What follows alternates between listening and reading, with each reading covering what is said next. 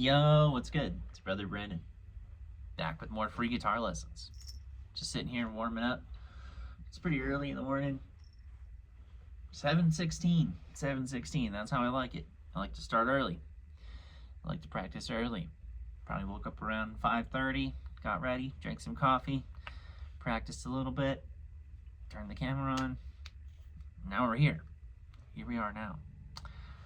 Okay, so today we're going to talk about the major scale because it's the best, it's the coolest. I've been thinking about just how to practice the scale, right? I remember my good buddy Horace Bray, shout out to Horace, we love you. I heard he has a tour in Texas coming up for all my Texas homies. You guys better go see that. He's playing in Dallas and Austin and Denton, I think. Maybe somewhere else, I'm not sure. But check that out. Horace Bray, he's going on tour. He was a great Texas guitar player buddy of mine. He was in the 1 o'clock. He was my neighbor in college. Took a lot of lessons from him. And I remember him teaching me about the major scale, in this way specifically, where I would play the scale in intervals, right? I think, at that time, I was complaining about probably just like, I can play the scale like this pretty good, right? So if you can't do that, you need to learn that, okay? And like in all the positions and all the fingerings, right? Like I call this 3 fingers, right? This is like maybe just 3rd position. You need to learn it here, right? You need to learn it everywhere. You need to learn scale everywhere for this lesson to probably have more impact for you. So if you don't know that, go learn that and come back to 1:44 and we can learn this, okay? So how I like to practice my scales, once I know the scale and I can play it right, is I like to play it in intervals. This is what Mr. Horace Bray taught me, all right? So I remember playing it boring like that, or just normal, right? And he was saying something like, why don't you play it like music, right? And I was like, what do you mean? And he shows me, well, you could just play it in thirds. It sounds pretty cool, right? And this is just, bona, booty, booty, booty, booty. And he says, right, so you're playing in thirds, like 1, 2, 3, you're playing 1 and 3, A and C, B and D, and C and E, and if you don't know the notes and you need the frets, like you need to go learn the notes, dude. That's a huge thing, okay? So like, I'll say it in numbers just because. 3, 2, 3, 2, 5, 3, 2, 5, 3, 2, 5, 4, right? So that's on thirds. 2, 5, and then 4, 2, 5, 3.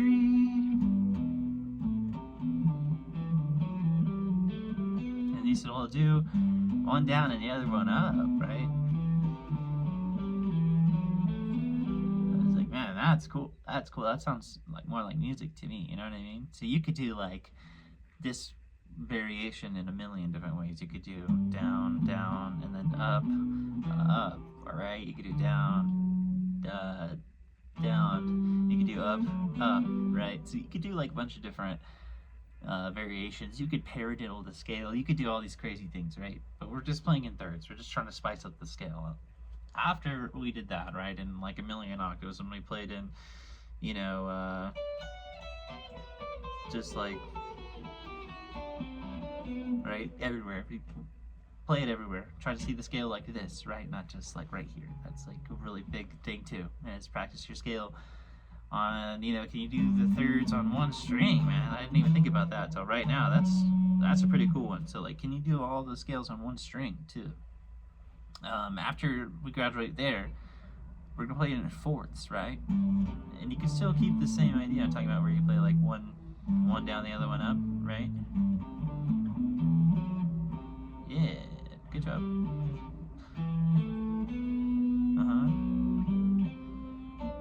You know what I mean? So you're just playing in fourths, right? Like 1, 2, 3, 4, like G and C, A and D. This is 3, 3, 5, 5, 2, 2, 3 and 4, 5, 5. You know what I mean? So you're going up in fourths, right? And again, we're doing down 1 and up another. And a really cool one to do, probably one of my favorite ones, a really open sound, is the fifths. You don't really hear this a lot, I don't think, right? And could pick this one, or you could do it with hybrid picking, or you could just do it with your fingers, you know. But for the sake of this exercise, I'll probably do it hybrid picking.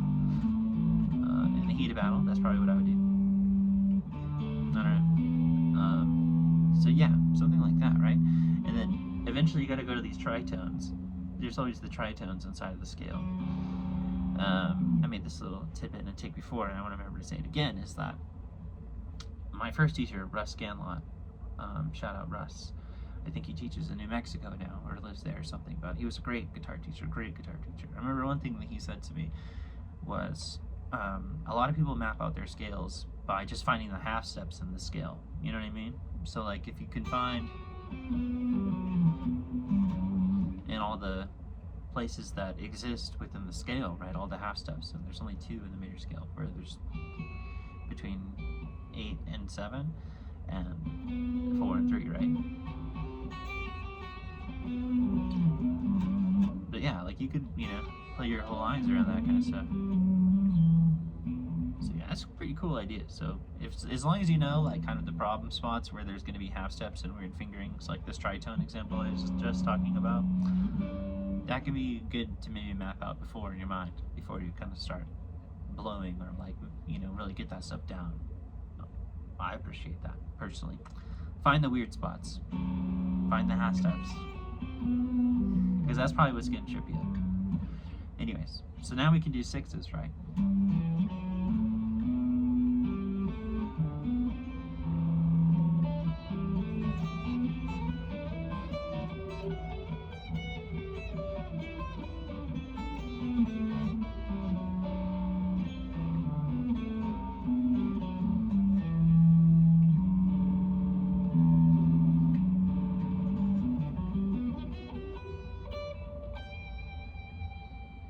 Right? That's a great one. That's so much music in there, dude. You know, like when I'm in the heat of battle, I'm always playing music like that. Like I'm always going like, you know, trying to find a string set. In this case, I'm skipping a string because it's in 6s, right? Like B and G and A and F sharp and G and E, right? Those are 6s. So I'm, you know, just finding one string set where I'm skipping a string and I'm just writing that, dude. You know, you could do it here.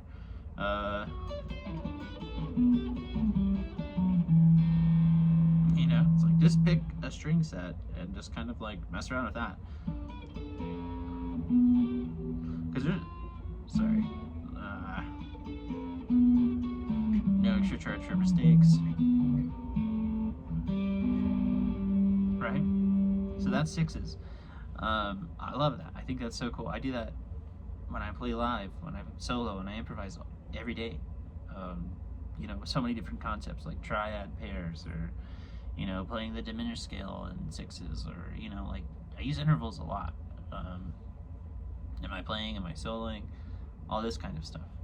Another really cool one is G major 7. This is like kind of metal or jazzy to me, like.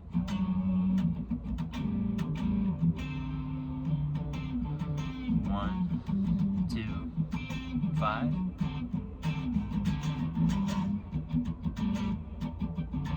You can play 6, like 1, 6, 2, 5, 1, 6, 2, 5. Right? So, you know, in jazz, I guess, or in music in general, most people want to either highlight the 7 of the scale,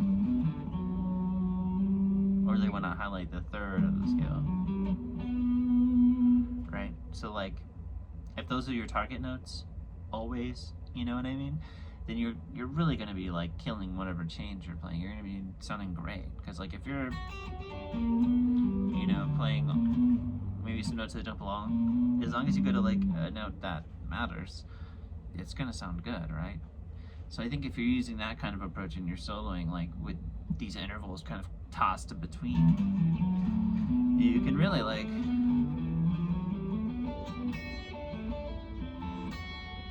come up with some interesting stuff. You know, it doesn't always have to just be like, oh, I'm gonna play my scale line thing. Yeah, you throw an arpeggio in there, add some other stuff. But I think that really spices up your playing, if you ask me. If you can play all of the intervals inside of the scale, if you can play the scale with all of the intervals, I don't know however you want to say that, you're going to be killing, dude. You're going to be so good. So just put that in your brain and work on that for a while. I've been working on it for a while, and it sounds like this now. So, and I'm still working on it, dude. Like, I'm still sitting here at 7 o'clock in the morning playing my scales and intervals. It still takes some brain power, but you want to get to a point where you could just kind of be like, oh, I'm I'm shredding sixes now. I can play that pretty quick, and I can still talk and think about it. So, like, get to that point, put the metronome on. Can you play it in all 12 keys? Can you play it in minor? Can you play it in major? Can you play it in half diminished? You know what I mean? Like, take this stuff through the ringer, dude. Melodic minor, harmonic major. Really go for it. I think if you really work on that stuff and you know all of your interval combos and all of your scales, dude, you're going to be a really good player. You're going to be great at improvising. You're going to be killer at theory. So yeah, work on that kind of stuff. I hope you learned something from this. If you made it this far, like and subscribe. Hit up the super chat. Trying to get some dollars. I'll put my PayPal and Venmo in the description. Because, yeah, music is my only job. So if you found some value out of this, hit up the super chat. Hit up the tip jar. I got 4 kids that need cigarettes. Come on now. Let's go. We love you. Peace out.